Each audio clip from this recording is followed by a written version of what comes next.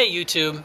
Hey, the last few videos we've made have been really super serious, though we thought this week we'd do something a little bit more lighthearted. And anybody who has seen The Right to Love an American Family has seen our old Star Wars base. It's one of the funny points in the movie that everybody gets to giggle about what a big dork I am and all the Star Wars stuff I have. But a lot of people don't know that as we started taking foster children into our home, our space needs changed and all that stuff had to be packed up and put away. So Daniel ultimately ended up living in that space, him and some of the other foster boys that have come through our lives from time to time. And that has meant that Selena moved into Daniel's old room, and what we have of our Star Wars stuff that's out got shoehorned into the tiny little space that used to be Selena's baby room before. Well, we just finally converted our garage into a family room space, which is something we've always wanted to do since we moved into this house, and it's finally done. So it's super exciting, and we're going to take you guys on a first look. Now, when we first started, this house has been built in like 1925. The concrete foundation was and still is really cracked up and completely uneven, and there wasn't a single straight plane in this entire garage. So with that in mind, come take a look. It's my favorite Star Wars character, Selena. Although today she's Selena the cat. Hey, kitty. Hello. So we decided when we did this room that we would have a place for our guests to come stay, because when we've had people over in the past, they've had to sleep on an air mattress on our living room floor with our cats climbing over them. And that's not fun for a lot of people. But I'm climbing over them. Yes. My kitty and I. But they're not allergic to you, kiddo. So the first thing we did was set up a place for our guests to stay. So we have a really nice sofa that will convert into a hide-a-bed. So now they can sleep in a nice room instead of a cat-infested room. And we've got, of course, all our Star Wars stuff, which you can see all around me. Now I decided I wanted to go like the Death Star. So you'll notice everything is black and red and gray. And that's the theme for this room. Now we've got a handy little kitchen area for when we want to come out and watch movies, where we can pop popcorn, and we have a refrigerator that won't open, stocked with sodas and lots of goodies. No, not right now. No. And then this ultimately will be where all our Star Wars themed glassware will go. Now, if you don't mind indulging me for a little bit, I'm going to take you through the collection.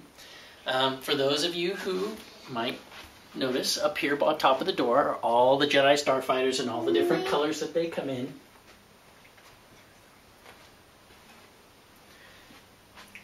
And then we start going through what I call the Rebel side. Now, when it's just bare walls, I thought it would be really cool as if we had a giant, graphic symbol on one side that was mirrored on the other. So we decided to do the Rebels and Imperials and have it be large enough that it would occupy the space without distracting from the things I was actually trying to show. So this is actually hand-painted, and if you can step back and get a view of it, you get an idea for the effect I was going for. Hopefully it worked. And here we've got all our Tatooine stuff. There's Episode 1 Tatooine, the Lars Homestead, and then the Cantina. And if Jay will zoom in, you can see the Jawas are stealing absolutely everything, including Aunt Beru. And then here's all our concept figures and Ralph McQuarrie stuff and Expanded Universe. We have Indoor and all our Ewoks. Here's our Bespin display and all our Rebel leaders. And then as we come around, we have a really cool friend named Rick Dunn who makes awesome dioramas, and he actually made these backgrounds for me for Hoth, and I'm super happy to finally see them out with figures in them. We have cabinets.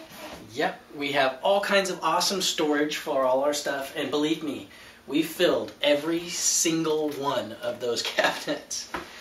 And we have a media space, so we can come out here and watch Star Wars on game nights with our friends and be able to enjoy using this space as a social space. And a family room. And a family room, yes.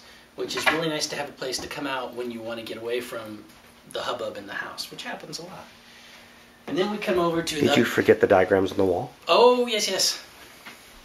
We put these on Facebook, these Millennium Falcon decals, and people thought I had painted those. They are not painted. They are actually vinyl decals that you press into place, and then you peel off the plastic backing, and they're stuck to the wall. And they were actually relatively cheap, so we'll put a link on the bottom of this video so people can actually see where to buy them. There's all different kinds of really cool different kinds of decals. Yeah, you can get just about anything you want. It's super awesome. Justin Bieber? Probably so, yeah. And then we've got Jabba's Palace back here. And then all my clones from the Clone Wars. Your clones? My clones. Not your clones, my clones. Then we've got Separatists. So this is the whole Imperial side, and for people who don't know, that's the Imperial symbol on the wall. I actually have that tattoo on my back, and Bryan has the Rebel symbol on his back for any future quiz videos. And all my Imperial stuff. And we built a little closet in for our guests to be able to hang their things. So for future visitors. Mm-hmm.